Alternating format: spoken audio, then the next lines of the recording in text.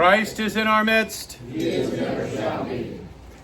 Tonight, well, there's a whole lot of you here. I want to know if you're here for the topic or the food. Maybe a little bit of both. Yes. Okay. So, much like we had a conversation or presentation on tattoos a number of weeks ago, so now we are taking on another kind of cultural norm from an Orthodox perspective, and that particular cultural norm that I'm talking about is cremation. So I want to take a moment just to let you know, when I say cultural norm, I want to tell you kind of what we're talking about here. 20 years ago, back in 2005, which for me feels like yesterday, 20 years ago, 61% of people chose to be buried. And 32% of people chose to be cremated. This year, 64% of people choose cremation, 30% choose burial. It's just completely, absolutely reversed course. And if this doesn't change, then within 10 to 20 years, there will be almost no burial left. 10 to 20 years. I mean, think about that. That's a staggering statistic. So, yeah, thank you for that. So, of course, this doesn't take into account the fact that there has been such a huge shift in the population towards Orthodoxy, which does not permit cremation, and towards very conservative, kind of old-style Roman Catholicism, which strongly discourages cremation. It allows it, but discourages it. So, and there are some Protestant groups who are really taking notice. It was very interesting. I was watching one interview with a Protestant man. I don't even know what his name was. I didn't even look it up, but he was just a really, really sweet, articulate, kind-hearted, gentle. He's probably very famous, but I don't watch TV, so I have no idea who he is. But I'm listening to him speak, and you know, a lot of times I hear people speak and I just want to turn the TV off. This guy was speaking and I'm like, I want to hear more. So I just listened to him, and he was talking about the death of his father. And he was saying, what do we do when my father dies and we have a funeral? And he says, I go up and I put my hand on him and I kiss him because that's my father, which I thought was really impressive for this Protestant minister who was speaking this way. He was really in tune in that regard. He was in tune with the spirit of Orthodoxy with regard to, the veneration of the body, and so many other things one could say about that. But I'm getting ahead of myself. I want to start with the first question, which is, why do people say they choose cremation? First of all, people say, well, I have to save money. The average burial today is $10,000. We have the All Saints package at a local funeral home, and I think that costs $6,500. That's a lot of money. I mean, they're not digging the hole, right? They're not lowering the casket down into the hole. I mean, we even send over a team to wash the body and get it dressed. So for $6,500, what are they doing? Keeping it cool at the funeral home and driving it back and forth a couple of miles. Right? That's a lot of money. So people say, well, if I just do cremation, there's just this little simple package. They pick up the body, they burn it, I get some ashes, we're done. And I don't mean to do that to be disrespectful to people. That seems a little, hey, what are you doing? Hey, what's the matter with you? Sorry. That's not what I was trying to do.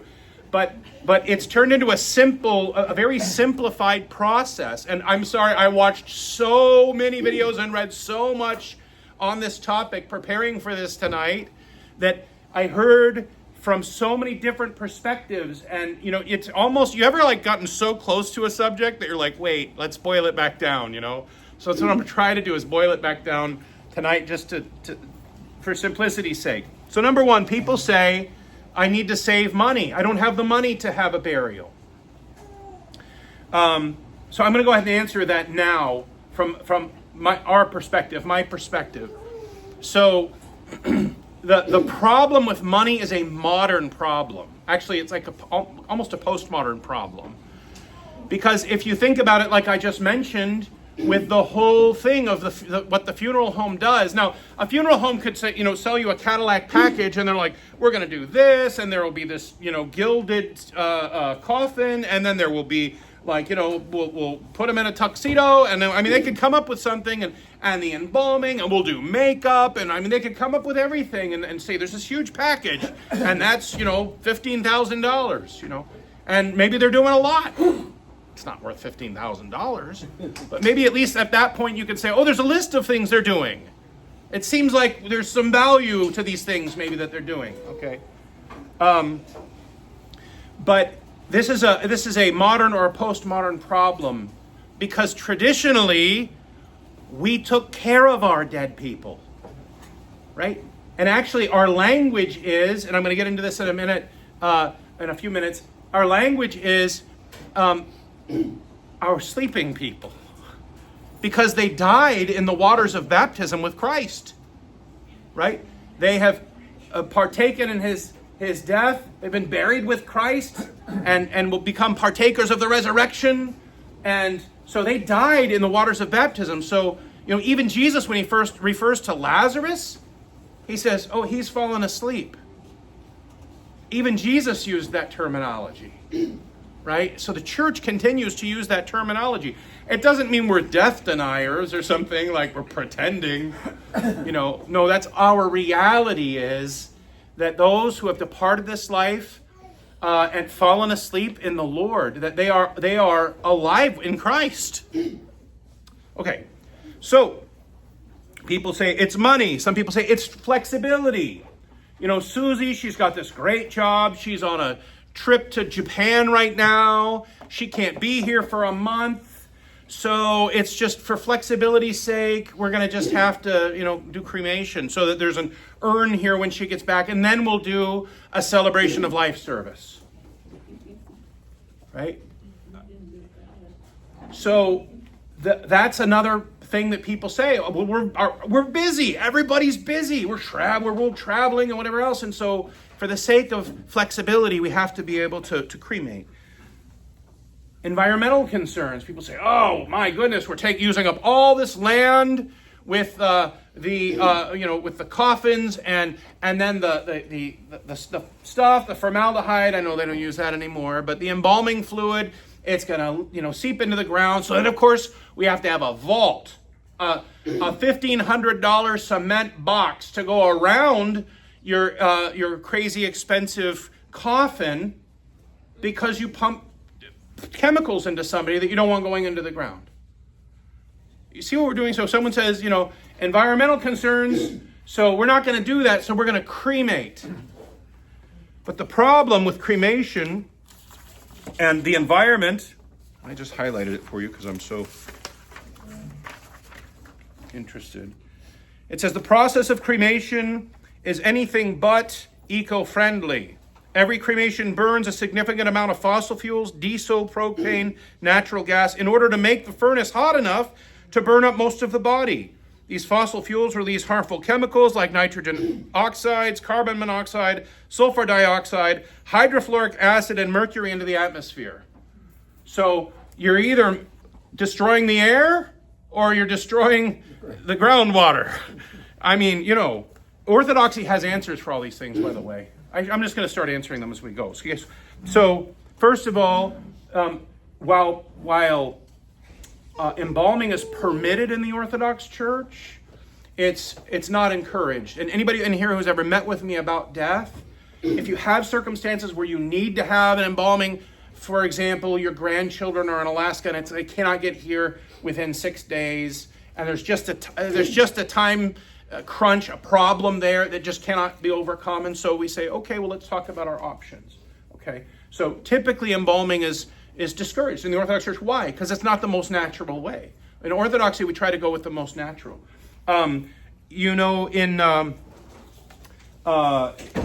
With regard to the embalming, since we don't usually encourage embalming, we also don't use the big boxes, the cement boxes, right? Vaults, because it's something that it's not needed because of embalming fluids. We're not really worried about there being a depression in the ground, like someone's going to figure out that the ground is settling over a casket. I mean, I understand somebody might be traumatized by that, but I don't think most of us are. Why? Because of the way we treat death. And we go kiss the person in the church before we leave. We have a hymn called The Last Kiss. I'll get to that in a little while. So the Orthodox burial is it's environmentally friendly. We actually allow green burials up at our cemetery. You want to be wrapped in a sheet and lowered into the ground and covered over with dirt? That's fine. We allow that here, absolutely. So we don't need vaults. We don't typically worry about embalming. It's an option if someone wants to do it, but it's not encouraged.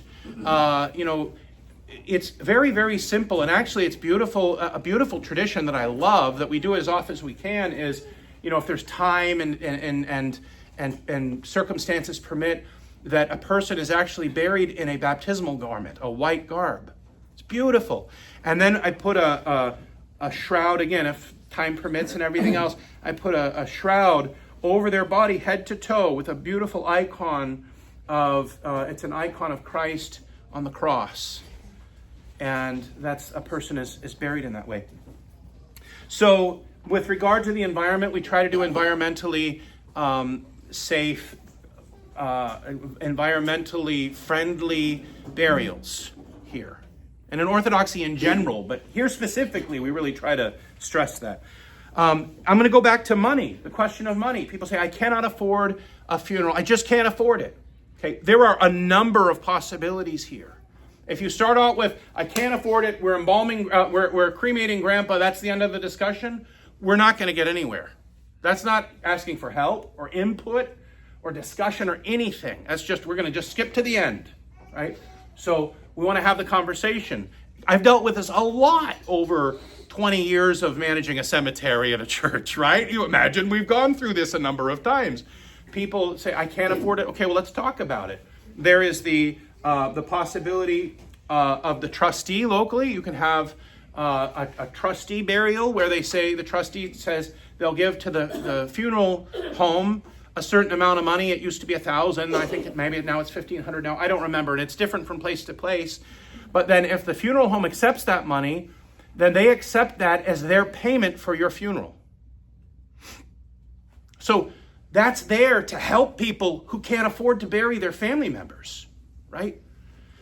So there's that option. And when that happens, that does not include a gravesite. So if that happens here, if I have a family who doesn't have the ability to do it, they can do a trustee burial, right? And by the way, the local funeral homes, we've done enough funerals with people that they get to know us and, they want to work with us. And so they say, well, yeah, what that includes is, a cardboard casket and a graveside service. And I say, you know what? Our gravesides are right next to the church. So how about we have the service near the graveside in the church, and then we'll have a procession over to the grave, which is just next door. I say, yeah, that's a good idea. We'll do that for you, right? So we're getting a church funeral for the cost of the bare minimum, right? We've done that a number of times here, okay?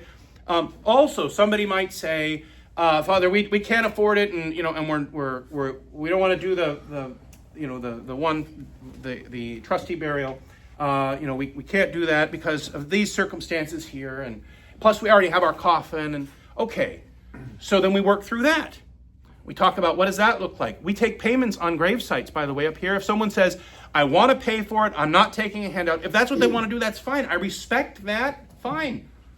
Well, we had one couple who paid $10 a month. They paid $10 a month. And they paid the whole thing off over, I don't remember how many years it was. Right? And they're like, is that okay? Yeah. Why? Because the church isn't here to gouge you. Church isn't. That's why we don't talk about. Your minimum pledge at the church. I don't like that language. Whoever's watching, if you do pledging, God bless you. We don't do that here. If you want to be a member of All Saints, you must give a minimum of $1,000 a year. What is this, a club? Am I paying dues? No. Educate people on the fact that if people don't give, we won't have a church. So give, right? And give with a joyful heart. The Lord loves a cheerful giver. So give. Glory to God. And you know what? We don't have a minimum pledge thing here. We don't do that. And you ever notice that the lights are never shut off? God is keeping the lights on because your hearts are generous and you say, we love God, we love his house, and we want to give to it. Great. And you know what else you do? You give to the cemetery fund. People go, Father, I got a bonus this month. I don't know what to do with the extra money. I'm like, have you ever thought about helping somebody in trouble at the funeral? Like, what does that mean? We have a cemetery fund. So that if somebody gets in a pinch, you say, Father, I don't know what to do. I can't afford to bury my spouse or my parent or whatever. You say, great, come into my office, close the door, let's talk about it. We have a fund to help. And most churches have something like that, right? So we're here as a family. It's a family. So if money's a problem and you're going to do cremation because it costs too much to have a burial, just come talk to me about it. And we'll get through it together, because that's what we do as a family. We get through it together. All right. Other reasons. We talked about environmental concerns, flexibility. Flexibility, I'm going to tell you, is tough. The question of flexibility can be tough. I talked a little bit about, the embalming possibility. I will tell you this, that the first person that we had buried in our cemetery, his name is George.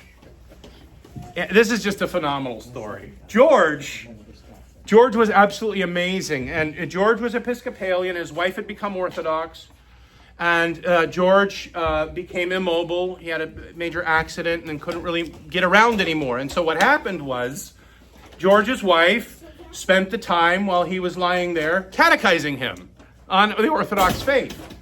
And so George calls me one day and he says, can you come down and talk to me? I said, sure. So I go down and talk to him and he says, I'd like to become Orthodox. I said, you would? He says, I would. I've decided I'd like to become Orthodox. And I said, great. I said, George, we'll start your catechism now. It'll be a year. We'll take care of you. It'll be great. And he says, I said, what is it, George? He says, well, my wife has already catechized me. Ask me anything. George could have taught catechism here. The man had suffered terribly for years, right? And he just prayed and spoke with his wife about Christ and the church. So George was fully catechized by the time I got to his bedside. And so we took care of George. We chrismated him, and I would go down and visit him. They lived an hour south of here, and pray with him and bring him communion. So one day George, calls me down there, and I go down, and he says, Father Peter, I'm going to die soon. I said, okay, George. And I want to be buried in your cemetery. I said, George, we don't have a cemetery. He says, well, I guess you'd better get to work then.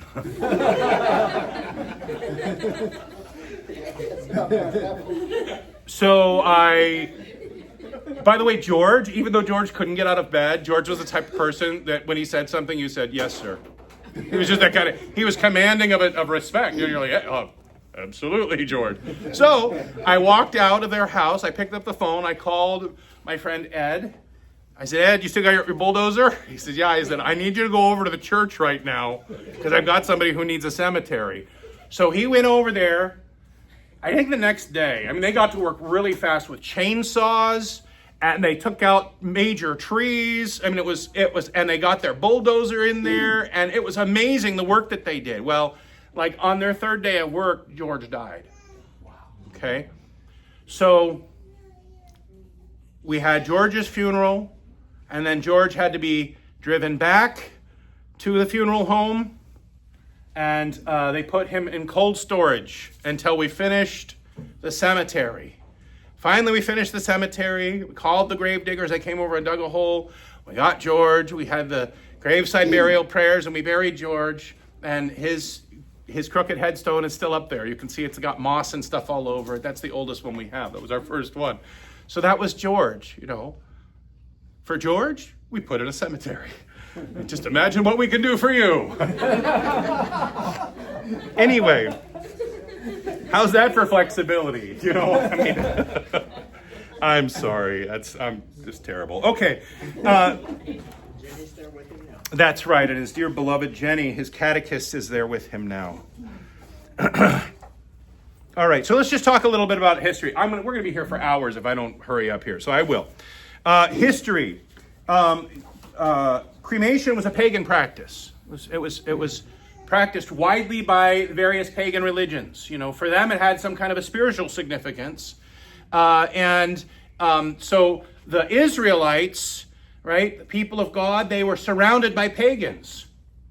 But God tells them not to adopt pagan values, beliefs, or practices. And so they were supposed to be set apart. They were different. They were not treating the body the way that the pagans were treating. You can see this in different things. We actually talked about it a little bit in the tattoo class, because the pagans were tattooing and piercing for the dead, you know. And he says, don't do that. Don't enter into their practices and their values and things. And so the people of God, if you read the Old Testament, were always burying. There's 200 plus mentions of burials in the Old Testament. Almost every single one of them was a burial. Right, as opposed to burning somebody or some other thing, right? So when somebody died, it was customary to prepare their body and to bury them. And I just want to go through.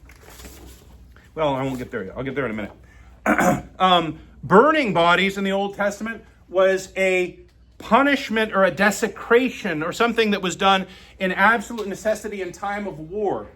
And an example I can give you from Joshua chapter 7. Is Achan, where he committed some horrendous sin against God.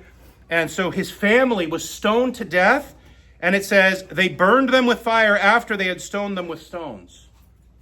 Right? That wasn't like they stoned them and then they burned them. That was like they stoned them and then as an additional layer of showing everybody, don't treat God this way, they burned their bodies. It was a punishment. Like a desecration. That's the time that you see burning bodies in the Old Testament among God's people. It even says in John chapter 19 that the custom of the Jews was to bury, right? And how did they bury them? I've got the list. They buried their dead after preparing the body. First, they closed the eyes, as commanded in Genesis chapter 46. They washed the body, as we see in Acts 9. They put draped a cloth over the face, as we see in John 11. They anointed the body with spices, as we see in Luke chapter 23. And they wrapped it in linens, as we see in Matthew 27. So there was a whole process of how do we care for the departed? How do we care for our departed loved ones? Right? And I will tell you, in this parish and in many parishes, you know, it's kind of growing. It's not growing like wildfire, but it's growing. That is this practice of caring for the body in this way among the parishioners. Not me. I used to go out. Right? It used to me, I would go out and try to find a person or two to come with me, and we would do the preparation of the body. But you know what I realized? That there were a number of men who wanted to be involved in this, and there were a number of women who wanted to be involved in this. Why? Because it's healing. It's a healing process. I remember the first time we did this, there was a man who had died very unexpectedly. It was very traumatic, very tragic. He died publicly at Blooming Foods. It was witnessed by so many people, and he was loved by the entire community. And he died suddenly. He coughed himself to death. He literally bled to death from coughing. a parasite in his lung. So the whole city was traumatized. They were just traumatized. And so his best friend couldn't even deal with it. He didn't know what to do. I mean, he was just kind of like this, kind of like, you could see he just didn't know how to come out of himself and grieve. How in the world am I going to deal with this? And so the man was from Romania, and his wife came to me and says, when are you going to prepare the body? And I went, prepare the what? She said, prepare the body. I said, oh my goodness. Can you tell me how that's done? Oh, sure. So we had never done that before here. And so we went over, and I brought his best friend, and I think 3 other men, and we went over to the funeral home, and we began preparing the body, and I asked his friend, I said, do you want help? And he just kind of was frozen. I said, here, and I handed him a sponge. I said, help. And it was one of the most moving moments of my life to watch him, because he took the sponge and he dipped it in the rose water and he began to rub it across his best friend's body, and you could just see the layers of ice melting all over him. And he just began to sob like a baby, because he was grieving. He was entering physically into the grief. You can't do that if you've all you got is an urn. You just can't do it. So anyway, we've done it a lot since then. That is our norm now. Unless a family says, please don't wash my family member's body, unless they say don't do it, we do it. That's how we do it here. And it's healing. I'm telling you right now. It sounds scary for some people, because in this culture, we've separated. We like, somebody died, quick, call the morgue, and they're gone. Boy, they're out of the house quick. How fast would you like us there? 2 a.m. We'll be there, right? But that's not how it used to be. It used to be like in the village, somebody would die, and you'd put them on the dining room table. And you'd wash them up, and you'd clean them, and you'd anoint them, with sweet oils or spices, and clothe them. Again, traditional would be in a white robe, but you just clothe them. You clothe them, and then the neighbors come over. And the neighbors come over, and they bring food. And they spend time with you in your hour of grief. I mean, that's a lot different than, quick, come get the body. And then all of a sudden, 3 days, they're gone at a funeral home. It's a totally different experience, right? Okay. So the custom of the Jews is to bury, says the Apostle John. If you think of the Old Testament, think about Abraham, Isaac, and Jacob, right, being laid to rest. Moses, God buried Moses, right? He didn't burn him, he buried him. Think of the New Testament, like I mentioned before, Lazarus, John the Baptist was buried. Jesus, of course, was buried. Now, I'm sorry, take a pause for a moment and just think about if Jesus had not been buried but had been cremated. We don't even know what to do with that thought. What would you do? You got some ashes. I mean, God can do anything he wants. God can take this dust and he can raise it up and breathe life into it. That's because he's God. He can do that.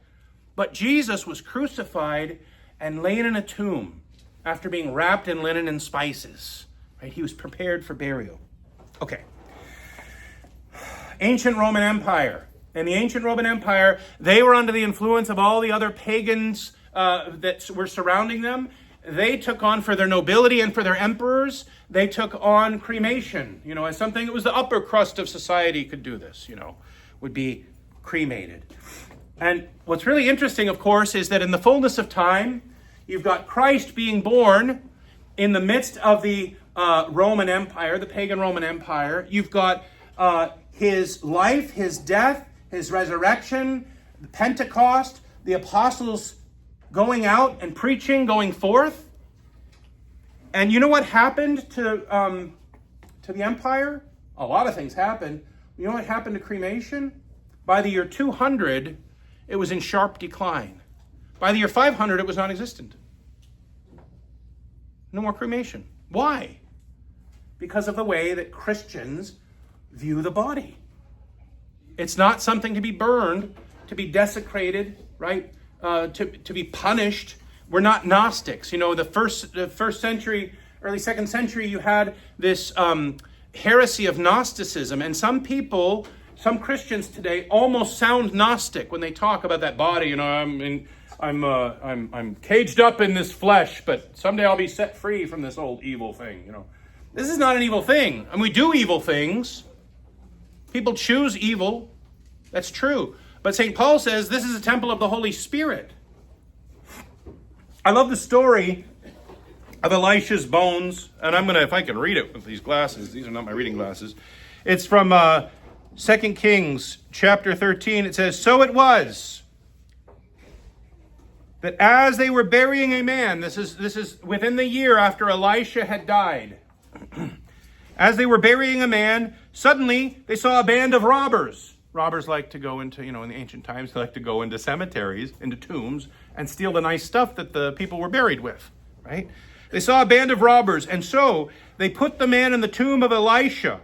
And when the man was let down into the tomb and touched the bones of Elisha, he revived and stood on his feet. Now, what if Elisha had been cremated?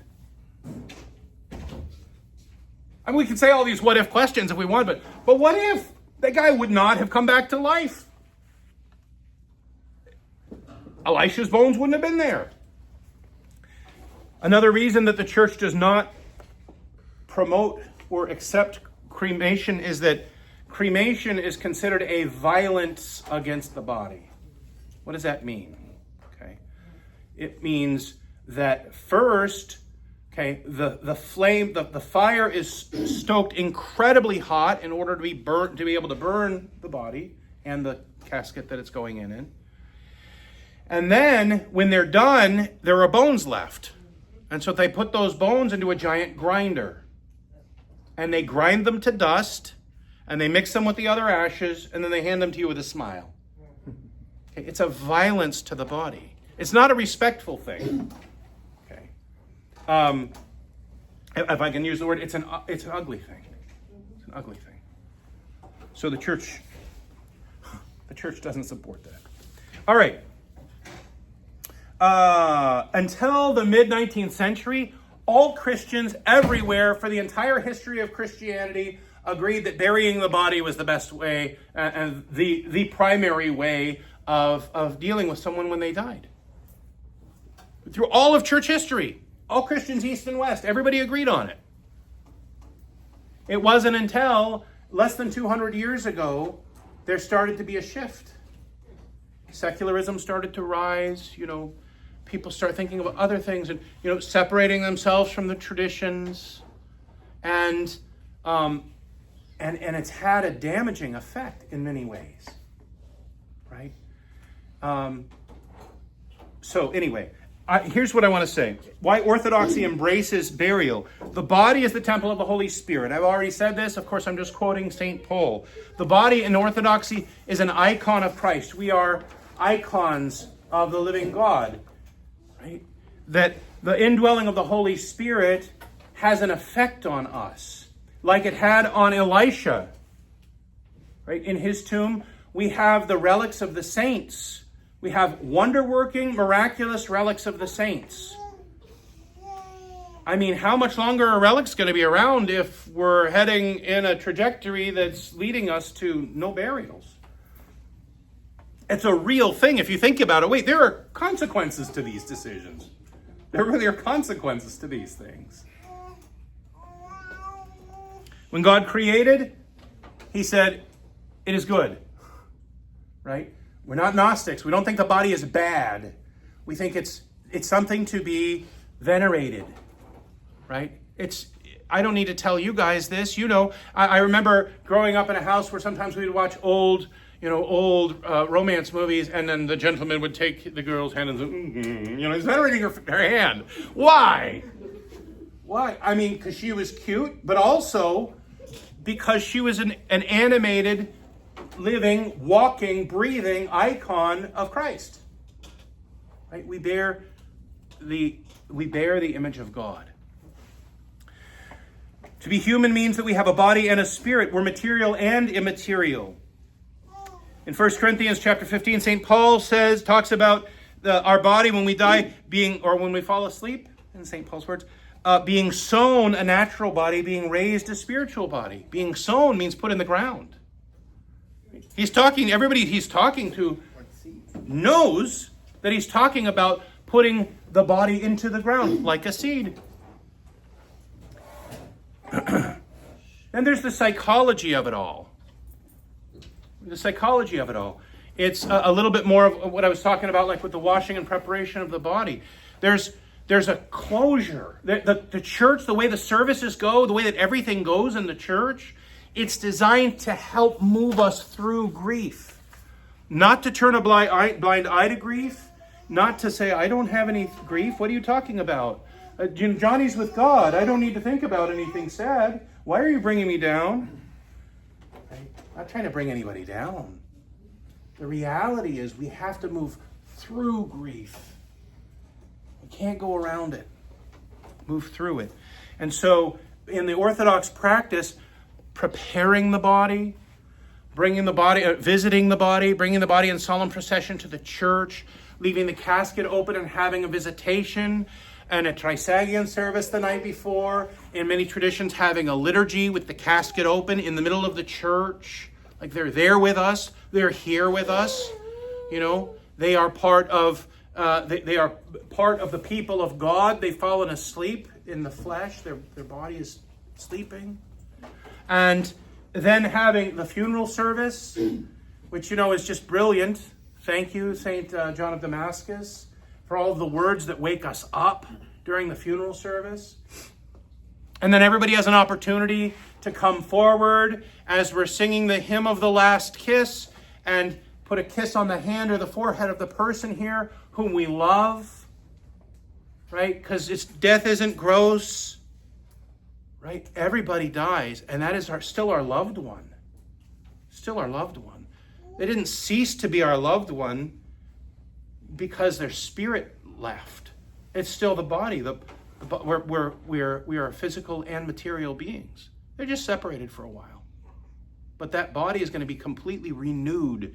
You know, it's like the new heavens and the new earth and the new body. It's renewed heavens and renewed earth. And the renewed body. We're going to be renewed. Jesus, in his resurrection, that wasn't a different body. That was his resurrected body that had superpowers. He could walk through walls, you know, but he could still eat fish and honeycomb and bread with the disciples. He could still eat and he could walk through walls. That's pretty amazing, right? But that wasn't a different body. That was his resurrected body. And we will all get a resurrected body, whether we are dust, you know, or whether we have just fallen asleep in the Lord and our body is still warm, or whatever, or whether we're bones, God knows. But that spirit and that body, they are going to be reunited in the last day.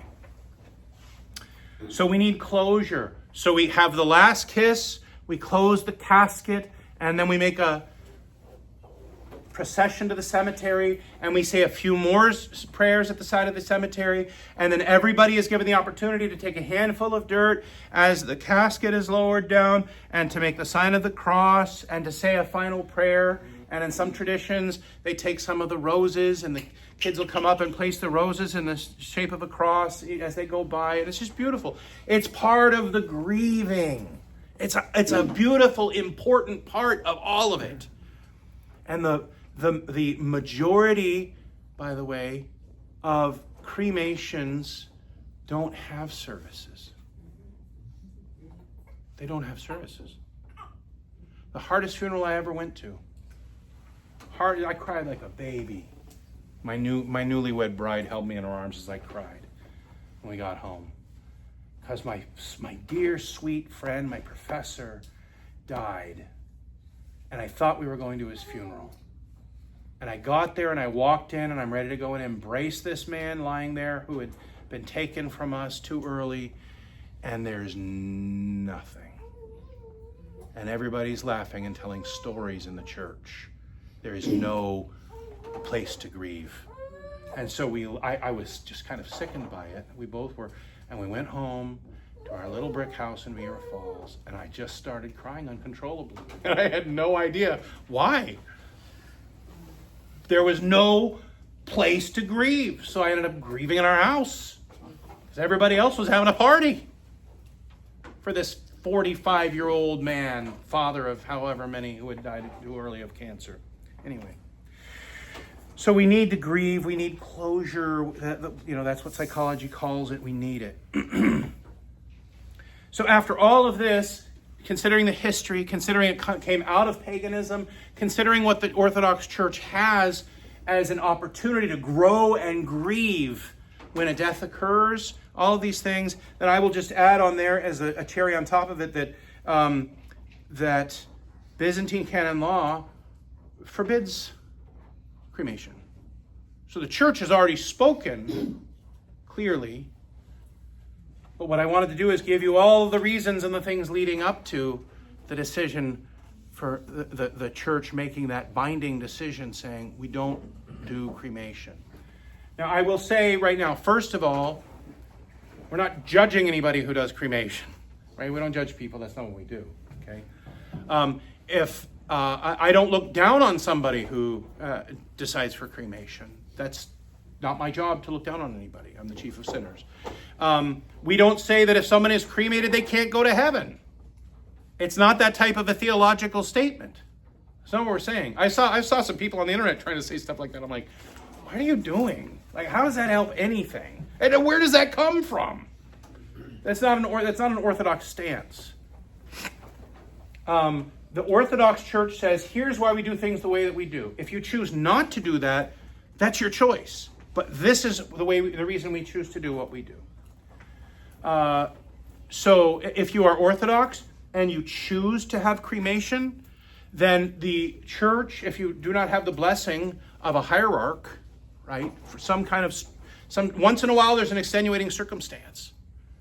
If there's an extenuating circumstance, but you don't have the blessing of a hierarch, then the church won't be able to have a funeral. You won't have a church burial because the church won't have a funeral service, with an urn or with nothing. Be like my professor's funeral. We're not doing that in the church. So anyway, that's what I have to say. Thank you for your patience, especially after we turn off the air conditioning, which is so loud in here. Your patience. Does anybody have any questions before we wrap up tonight, Jonathan? With me, I've expressed to like Sam, and we made a video that I didn't want cremation because my brothers and sisters used to tease me that they were just going to burn me and it'd be cheaper and all that. Like, and I used to tell them, you're not going to burn me. Like, I was very strict about that because I knew the pagan practice. Yeah. And like, would that be enough evidence for somebody in case like that ever had to like come to bear, like where they wanted to do something and I didn't want to violate the laws of the Orthodox Church? So if your family chose to burn you against your will, you would not be punished by the church for that. Okay? It's not a legalistic system. The church is love. God is love. We're the body of Christ. So we act out of love.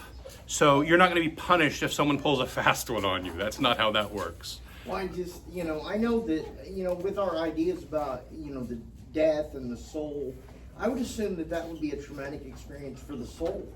Because the soul's around the body, right? Like it stays near the body for a number of days. Right. And I would assume that would be a very traumatic experience, if not, I don't know. Yeah, I don't know how to quantify that. Yeah. But I've been as a witness to cremation before because I was asked to be, and it was a very strange experience for me because it didn't resonate with it didn't calculate with my my view of the world and death and the body and God. Everything just felt completely out of order, and I needed to leave the room as quickly as I could because it just wasn't. It did not feel right. So, yes, Uriel. So, my dad does not want to be buried. He wants to be cremated. Okay. As nothing to do with cost or convenience, excuse me, or anything like that. He doesn't like the idea of his body decomposing. Right. And he wants me to be one of the executors on this will. Mm-hmm. So, how would you approach that situation? Well, I would say work with your father until the end. Work on your father until the end. Pray about it every day, because it's not beyond God's purview. He's there, right? He sees it. So I would just say, because I mean, I've had these conversations with people, you know, not with my own father, but I imagine that's more difficult, far more difficult. But I've had these conversations with people who are like, "What's the problem with cremation? You know, you're just gonna turn to dust anyway," and it just doesn't, you know what I mean? And so, so I would just say, work on him, work with him as you continue to work on it and work with him. This stuff, maybe it will happen that you will have an opportunity to tell him how much it means to you, and he'll have the ears to hear it. That he not be cremated. That being said, even there, if you could get him to wait until after the funeral, so that at least you can have some sense of closure there, and then if that happens, make sure you bury the urn and put a stone there, so you have a place to go and physically be and pray. Yeah, he's already bought a plot where they can put one casket in one urn, right? So my brother can be buried in his urn and be buried. So that's another thing that sort of solidifies the situation. Okay. So, and again, I mentioned legalism earlier. Orthodoxy in Japan, you know, Japan has a 99.9% cremation rate. And so Orthodox people in Japan, because of the laws of the land, have to be cremated. And so there is a economia from the bishop of Japan to say that because this is the law of the land, that after the funeral, cremation will be permitted, you know. But again, it's an act of mercy. It's to say, this is the situation that exists here. They chose to live and die in Japan, so this is what we're going to do. The bishop gets to make that call. Yes. Kind of on that note, I just thought I would bring this up. And I had something to say, but I was going to actually ask you to speak to when a person who's Orthodox, as an Orthodox person or prior to becoming Orthodox, was responsible for managing the body of the deceased. And so kind of reconciling what took place in the past, doing the best you could with difficult circumstances, maybe some guidance, maybe no guidance, maybe the wishes of the person who had departed was the only guidance. Auntie wanted to be cremated, that's all we know. Can you speak that? Because a lot of people in the parish family obviously have either had, as Uriel raised, been asked to manage the affairs of others. So your response is, don't give up, pray, don't push, be hopeful. People do change their minds, they do change their plans.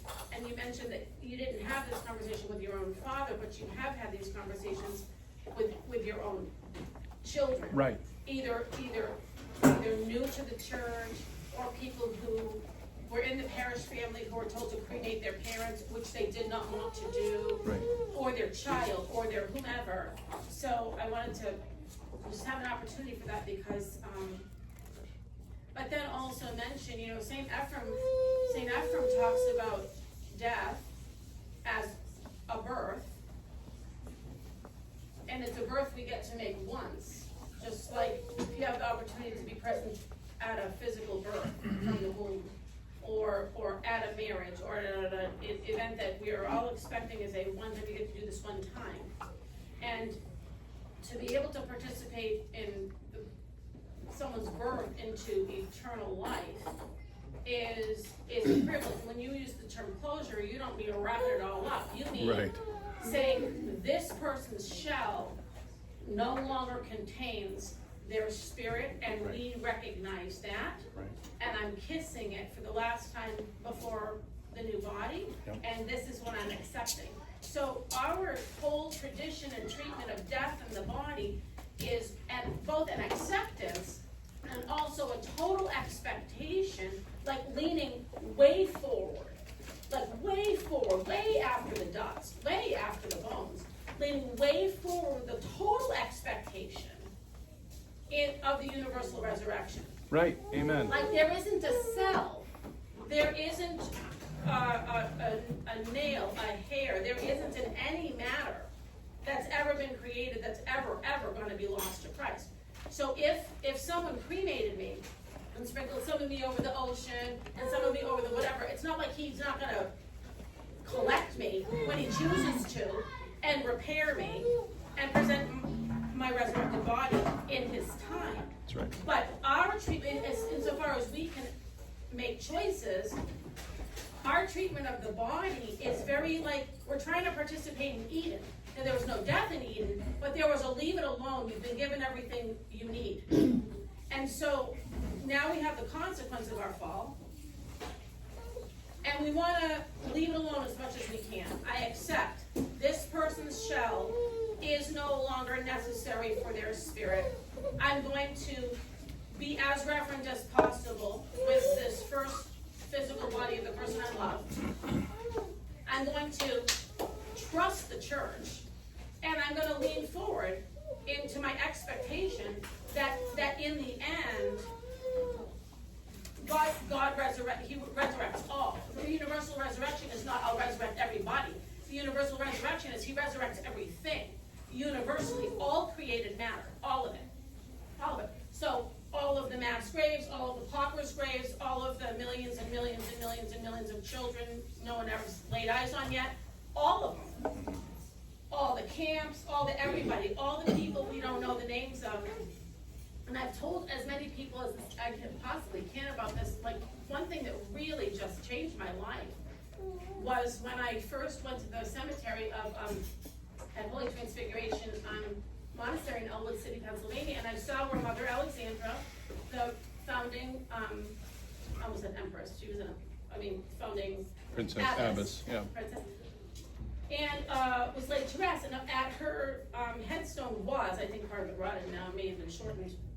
There's a wooden carved crucifix, and at the feet of Christ, it said, in memory of, and then there were 4 or 5 remaining names. Okay, this one, this one, this one, this one, and all whose names are known to God. Like, He doesn't lose track of anybody. So if I come to the church and I signed this document and I signed that document, and I was present when my 11-year-old brother was cremated 45 years ago, and then I was told, here, Uncle Leo's ashes, his wishes were that part of his ashes go to this one, this one, this one. If I participated in that, I'm trying to do the best that I can at the time with the knowledge I have, with the trust that was given to me by somebody I love, and doing the best that I can to honor their wishes. But it's not like 3 strikes, 1 strike, 9 strikes, and you're out. It's like God is the word, right? He has the final word. And His desire, of course, is that His matter, all of His created matter, recognize that they're created in love and they will be resurrected in love. But if throughout the course of our lives, I mean, you've gotten some pretty crazy calls at deaths, including people that we never met before. They weren't inquirers, they weren't catechumens. I need a priest, we found our uncle in the lawn. Like, or we're Orthodox, or my uncle's Orthodox. He died 3 days ago. We found there's a church in town. Will the priest meet with us? By the way, we've already decided on A, B, C, D, E, F, G. There's an ideal sequence. The ideal sequence is, we have the opportunity to love the church, trust the church as our mother, understand why we don't want to do anything that's not intentionally honoring to that which held the soul, and then move forward and do the best that we possibly can. And if we bring with us experiences, and I mean, there are a lot of people that were responsible for managing a lot of deaths way before finding the church, and they carry quite a weight, and a responsibility. And I think it's important for people to know, like, the mercy of God is even bigger than the loving tradition of the church, right? God is merciful. He's beyond merciful. Okay, thank you. Anybody else? Yes, ma'am. Just real quick, I'm new to Orthodoxy. I'm very new to Orthodoxy, and I didn't know having a church funeral was even ever an option for anybody who didn't know somebody. You know, and maybe that is part of why cremation is increasing in some aspect, because funerals are so commercial now. Like Christmas, Easter, Right, they're so commercial. right. I don't want to put my family through going to a funeral home and having Aunt Betsy that only shows up for funerals come in and take their time. You know, that's the family's time, and it seems like when you go to one of the local funeral homes, and I've been to quite a few, the family has work to do because they have guests. And That's I don't want to put my family through this, Right. but I didn't know, you know, so. part of a church where they would actually, my body wouldn't be on display at Allen, it would be in Right, the church. it'd be here. Well, the team of ladies, unless you said you didn't want it, team of ladies would go over, wash and anoint and dress your body. I Well, have washed and dressed bodies.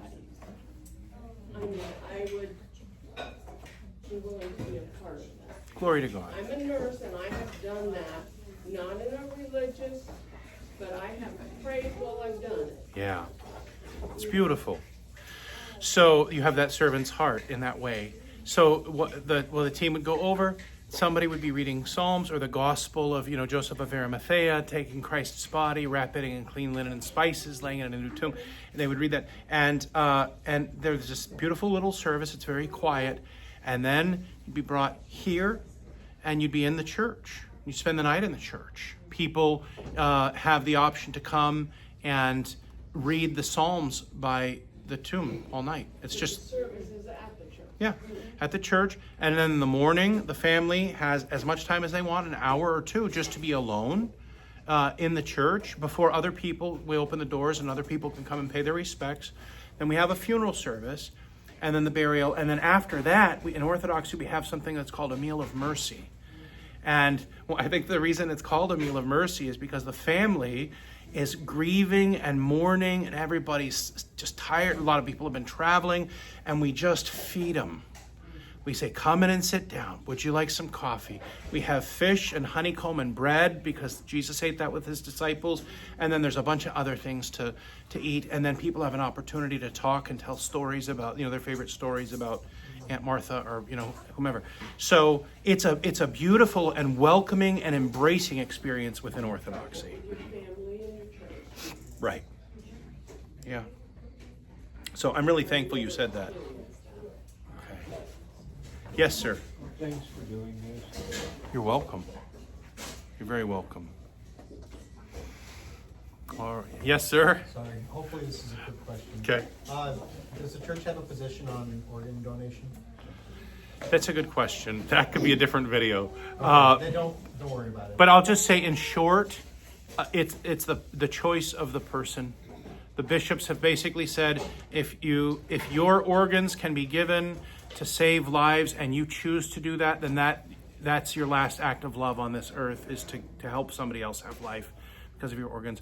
But they also say that is not a mandate to do it, and if you want your organs to be intact and your body to be intact when you're buried, then that's fine too. So it's absolutely up to the person. Good question. All right, let's stand and pray.